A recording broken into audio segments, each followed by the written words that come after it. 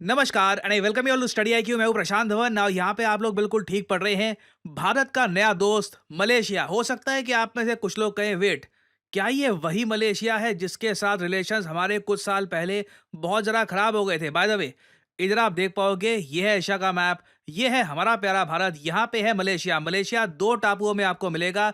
3 करोड़ 40 लाख के आसपास की आबादी है। कम आबादी नहीं है, याद रखिएगा। ऑस्ट्रेलिया की आबादी भी 2 करोड़ 40 2 करोड़ 60 लाख के आसपास है। तो मलेशिया की आबादी काफ़ी बड़ी है। साइज के हिसाब से आप अगर देखें, एक स्ट्रॉन्ग इकोनॉमी है, और रिलीजन के हिसाब से बहुत ही डाइवर्स कंट्री है ये। यहाँ पर जो मेजॉरिटी रिलीजन है ये इस्लाम है, मगर साथ ही साथ आपको क्रिश्चियंस, हिंदूज, बुद्धिस्ट, वेरियस और रिलीजन के लोग भी मिलेंगे ना। वो आपको याद होगा 2019-20 के आसपास यहाँ पर प्रधानमंत्री थे महातिर मोहम्मद। महातिर मोहम्मद ने एक लाइन पकड़ ली अचानक से। इन्होंने ये बोलना स्टार्ट कर दिया कि इंडिया जो कर रहा है कश्मीर में ये बहुत गलत है। इंडिया का जो सिटीजनशिप अमेंडमेंट एक्ट है, उस वक्त मुझे याद है 2019-20 में ना, कश्मीर को लेकर और सीएए को लेकर बहुत ज़्यादा खराब इन्फॉर्मेशन, गलत इन्फॉर्मेशन ये फैला दी गई थी। उस टाइम चाइना, पाकिस्तान भी इस इशू को यूएन में रेस कर रहे थे। बार बार इस पर स्टेटमेंट जारी थी। इंडिया में भी लोग काफ़ी अनशन वीडियो बना रहे थे इस पर। अब आपके सामने खुद ही है, 2019 से 2024 पे हम आ गए। कोई किसी की सिटीजनशिप नहीं छीनी गई। कश्मीर में बहुत ही जल्द चुनाव होने वाले हैं। स्थिति काफ़ी हद तक स्टेबलाइज हो चुकी है, मगर उस वक्त 2019-20 के आसपास महातिर मोहम्मद ने यह बोल दिया था कि देखिए, कश्मीर में लोग मर रहे हैं। इंडिया का जो नया सिटीजनशिप एक्ट है इसकी आवश्यकता नहीं है। बेसिकली इंडिया में कौन सा लॉ बन रहा है, कौन सा लॉ नहीं बन रहा, उस पर लगातार कमेंट कर रहे थे महातिर मोहम्मद। इनकी कमेंट इतनी खराब थी कि एक बार को आके इनको खुद एडमिट करना पड़ा साल 2020 में कि हाँ, मेरी कमेंट जो थी कश्मीर इशू को लेकर, उसकी वजह से भारत और मलेशिया के रिलेशंस काफ़ी हद तक खराब हुए हैं। मगर वो समय बीत चुका है। मैं वैसे आपको बता दूं, मलेशिया में भारत के लिए कुछ ऐसा नहीं है, कुछ नफरत वगैरह है। ये इनके लीडर एक आ गए थे महातिर मोहम्मद, ये इंडिया के अगेंस्ट काफ़ी बोलते थे। और इसलिए मैं कहूँगा, लीडर मैटर करता है। मुझे चिंता यही है कि बांग्लादेश में कल को महातिर मोहम्मद जैसा कोई लीडर आ गया तो सिचुएशन खराब हो सकती है। तो महातिर मोहम्मद का टेन्योर देखिए, जैसे ही खत्म हुआ उसके बाद से ना, इंडिया ने मलेशिया के साथ रिलेशंस इंप्रूव करने की कोशिश करी है। पहले तो देखिए, दोनों कंट्रीज ने अपने रिलेशंस को एक स्ट्रैटेजिक पार्टनरशिप में कन्वर्ट कर दिया। और अब रिसेंटली अनवर इब्राहिम, मलेशिया के प्रधानमंत्री, जब भारत में आए हैं तो इंडियन पीएम के साथ दोनों कंट्रीज ने मिलकर दोनों के रिलेशंस को एक कॉम्प्रिहेंसिव स्ट्रैटेजिक पार्टनरशिप में कन्वर्ट कर दिया है। इसका मतलब ये है, अब ऐसा नहीं है कि एक सर्टन एंगल से ही हम देखेंगे मलेशिया के रिलेशन को कि ट्रेड, पाम ऑयल, या फिर यहाँ से इन्वेस्टमेंट्स आती हैं, टूरिज्म। नहीं, कॉम्प्रिहेंसिव में सब कुछ आता है। आप यहाँ पर टेक्नोलॉजी की बात करते हैं, एआई की बात करते हैं, मैन्युफैक्चरिंग की बात करते हैं, साइंस एंड टेक्नोलॉजी की बात करते हैं। बेसिकली बहुत ज़्यादा कम कंट्रीज़ हैं जिनके साथ भारत ने एक कॉम्प्रिहेंसिव स्ट्रैटेजिक पार्टनरशिप साइन कर रखी है। तो मलेशिया के साथ ये रिलेशंस को लेकर जाना, स्पेशली महातिर मोहम्मद जैसे लीडर के बाद, ये दिखाता है इंडिया की मैच्योरिटी। हम देखते हैं कंट्री की गवर्नमेंट को, उनके लोगों को, उसका पोटेंशियल को। लीडर ठीक है, कभी केपी ओली कहीं पे आ गया, कभी महातिर मोहम्मद कहीं पे आ गया। एक टाइम पे आके हर लीडर खत्म होता है, टेन्योर उसका खत्म होता है। तो आप कंट्री के साथ रिलेशंस बाद में इंप्रूव कर सकते हैं। अभी जो रीसेंट विजिट है अनवर इब्राहिम की, जो पीएम है मलेशिया के, जब ये भारत में आए, इतने सारे इंपॉर्टेंट एग्रीमेंट साइन किए गए हैं, इतनी सारी इंपॉर्टेंट बातें बोली गई हैं जिसके बारे में आपको पता होना चाहिए। पहली बात तो देखिए, भारत मलेशिया का ट्रेड बढ़ाने की बात की गई है। अब ये स्पेशल बात क्यों है? देखो, मलेशिया का साइज देखकर ये मत सोच लेना कि मलेशिया के साथ ट्रेड कितना होगा हमारा, 5 बिलियन, 6 बिलियन, 10 बिलियन। मैं आपको बता दूं, दोनों कंट्रीज का ट्रेड है $20 बिलियन का। और दोनों कंट्रीज ने अब ये तय कर लिया है कि आने वाले समय में इस ट्रेड को ये और बढ़ाएंगे। तो पॉसिबिलिटी है in the future India Malaysia का ट्रेड 30-40 बिलियन डॉलर आराम से हो सकता है। ये भी एक बात नोट करने वाली ये है कि आज के समय करीब 70 मलेशियन कंपनीज हैं जो भारत में ऑपरेट कर रही हैं, और 150 इंडियन कंपनीज हैं जो मलेशिया में ऑपरेट कर रही हैं। और मलेशिया देखिए, कल को डिफेंस इक्विपमेंट भी परचेज करना चाहेगा। मलेशिया के साथ में जो देश है फिलीपींस, इसने हाल ही में ब्रह्मोस मिसाइल परचेज किया है। इन द फ्यूचर फिलीपींस और भी बहुत सारा डिफेंस इक्विपमेंट इंडिया से परचेज करेगा। मैं आपको बता दूं, सरप्राइज मत होइएगा अगर मलेशिया भी इंडिया से बहुत सारा defence equipment in the future purchase करे। तो मलेशिया देखिए हमारे लिए बहुत इंपॉर्टेंट है और पीएम मोदी ने मलेशिया के साथ मिलकर एक बहुत ही इंपॉर्टेंट काम ये स्टार्ट कर दिया है कि इंडिया का जो यूपीआई है, जिस तरीके से आप कह लीजिए हमारे यहाँ जो ऑनलाइन ट्रांजैक्शंस हैं उनमें सबसे आगे आपको यूपीआई मिलेगा, उसी तरीके से मलेशिया में है पेनेट। यूपीआई से अलग है ओवरऑल स्ट्रक्चर में, मगर वो लोग वहां पर पेनेट यूज कर रहे हैं। तो यूपीआई और मलेशिया के पेनेट को इंटीग्रेट किया जाएगा ताकि कल को टूरिज्म बिजनेस में एक सीमलेस ट्रांजैक्शन हो पाए, कहीं पर बिजनेसेस रुकावट महसूस ना करें। हमने भारत और मलेशिया के बीच कॉम्प्रिहेंसिव इकोनॉमिक कोऑपरेशन एग्रीमेंट के रिव्यू में गति लाने पर बल दिया है। डिजिटल टेक्नोलॉजी में सहयोग के लिए डिजिटल काउंसिल की स्थापना करने का और स्टार्टअप अलायंस बनाने का निर्णय लिया है।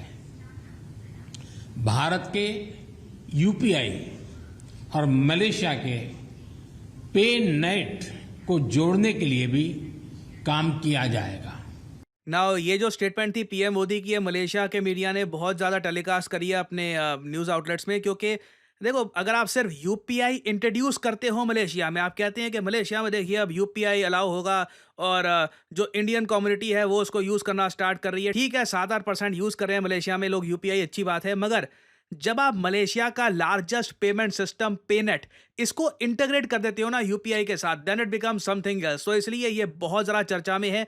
अभी ये इंटीग्रेट हुआ नहीं है, इसका प्रोसेस स्टार्ट हो चुका है। आई एम श्योर आने वाले समय में इसको लेकर काफ़ी पॉजिटिव न्यूज़ सुनने को मिलेगी। और मलेशिया के बारे में देखो, मुझे ये बोलना पड़ेगा, ये कंट्री बहुत ज़्यादा उतावला है डॉलर से दूर जाने में। इंडिया और मलेशिया ने ऑलरेडी इस बारे में काफ़ी डिस्कशन करा है कि ट्रेड जो भी करना है, जो $20 बिलियन का मैसिव ट्रेड है, धीरे धीरे क्यों ना वहाँ पे हम लोकल करेंसीज यूज़ करें। मलेशिया की जो करेंसी है ये है रिंगिट, तो रिंगिट रुपी ट्रेड इसको बढ़ावा दिया जाएगा। और मलेशिया के पीएम ने तो इंडिया में आके बोल ही दिया, ये बहुत कम पीएम होते हैं इस तरीके से ओपनली कहते हैं कि ग्लोबल साउथ को, जब ये ग्लोबल साउथ कहते हैं तो यहाँ पे हम अफ्रीका और जो भी यहाँ पे डेवलपिंग कंट्रीज़ हैं इन सब की यहाँ पे बात कर रहे हैं। हाल ही में आपको पता होगा भारत ने ग्लोबल साउथ समिट भी ऑर्गेनाइज किया था और उस समिट में पाकिस्तान और चाइना को इनवाइट नहीं किया गया था। तो मलेशिया के पीएम ओपनली ये कह रहे हैं कि पूरे ग्लोबल साउथ को अपनी जो डिपेंडेंस है यूएस डॉलर पे ये ख़त्म करनी होगी। मैं कई बार अमेरिकन्स का रिएक्शन देखता हूँ, ये सब चीज़ें जब अमेरिकन्स नोट कर रहे होते हैं ना, उनको बहुत फ्रस्ट्रेशन होती है। आप एक बार को उनके दृष्टिकोण से सोच कर देखो, कई दशकों से यूएस डॉलर ने राज किया है ग्लोबल इकोनॉमी पर और उसी के बेसिस पर अमेरिकन्स का जो लाइफस्टाइल है इतना बेहतर हुआ है।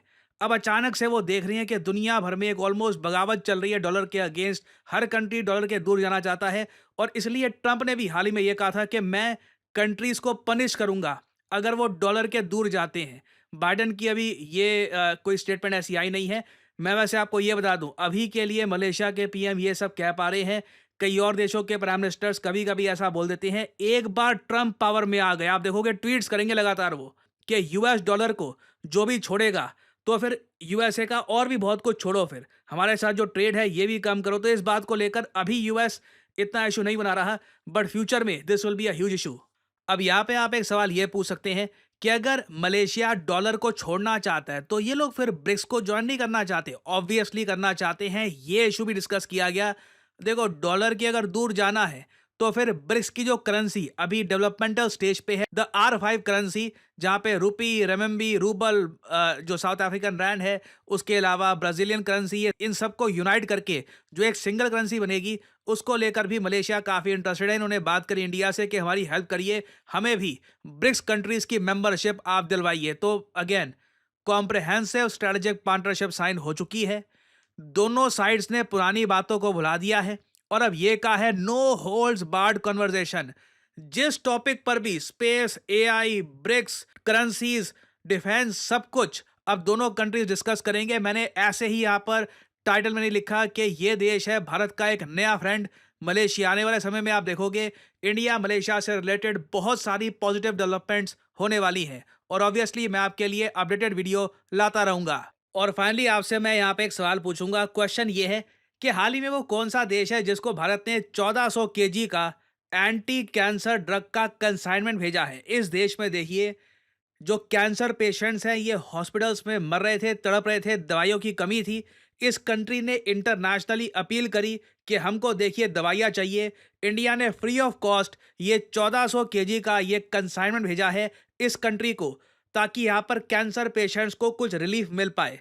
आपको बताना है कि किस कंट्री को इंडिया ने ये कंसाइनमेंट भेजा है, एक ह्यूमैनिटेरियन असिस्टेंस है ये, किस कंट्री को हमने ये दी है। ये है यहाँ पे आपकी ऑप्शंस, इराक, सीरिया, टर्की या फिर नॉर्थ कोरिया।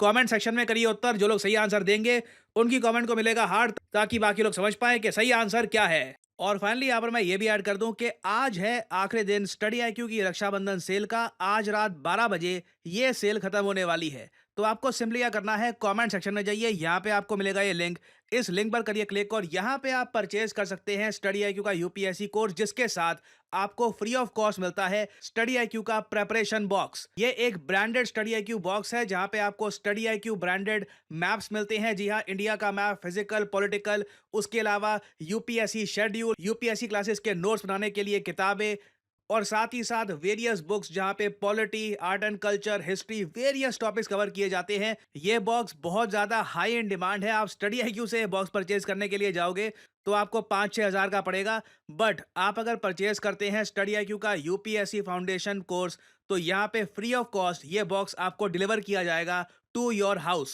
तो आपको सिंपली यहाँ पर करना क्या है, बाय नाउ पर करिए क्लिक और यहाँ पे जो प्राइस यहाँ पर लिखा है, नेवर एवर पे दिस प्राइस, रक्षाबंधन सेल चल रही है, make the best use of it. Code यहाँ पर यूज करिए PD10 और अपने आप प्राइसेस गिनना स्टार्ट हो जाएंगे। 24,000 रुपए से भी कम आपको पे करना है 30 महीने के कोर्स के लिए। बेसिकली आप एक बहुत ज्यादा अफोर्डेबल रेट पर स्टडी आईक्यू का प्रीमियम फ्लैगशिप यूपीएससी कोर्स कर रहे होंगे परचेज। यहाँ पे आपको live classes, 1-to-1 mentorship, answer writing programme, prelims test series, ये सब मिलता है। और ये जो ऑफर है ये आज रात 12 बजे खत्म हो जाएगा। 12 बजे के बाद प्राइसेस जो नॉर्मल होते हैं वैसे ही हो जाएंगे। सो यूज करिए code PD10 and save money. So इसी नोट के साथ ये है वीडियो का अंत। Thank you for listening and as I always say, may the gods watch over you.